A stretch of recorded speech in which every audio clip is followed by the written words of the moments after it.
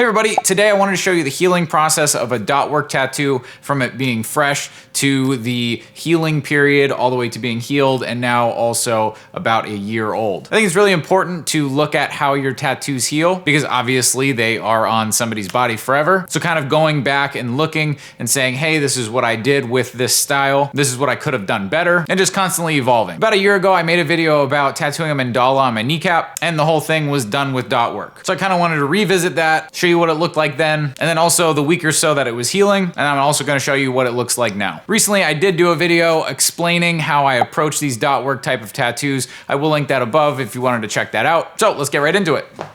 So this is the first day after I got the tattoo done.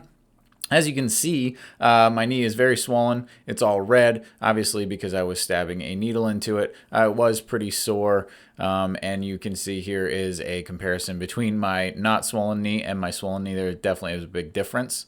This is day 2. A lot of the redness has gone away and some of the swelling has gone down, but you can still see that it is still irritated and it is starting to get a little bit dry. As you can see, here's some scabbing starting to form and just a little bit of the, you know, crusty monkeys that you get when you're getting a tattoo.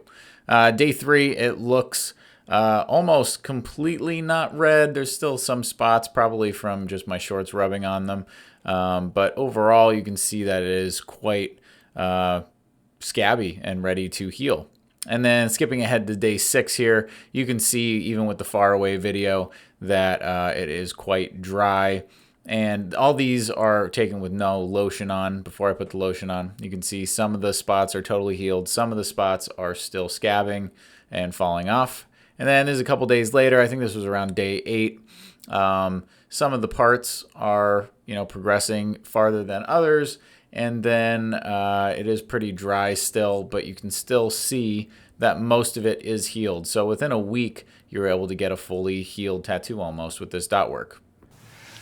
This camera is very low. So my knee, I have not put any lotion or anything on it. This is just my skin in the winter. My skin is actually pretty dry, so that's what you're seeing.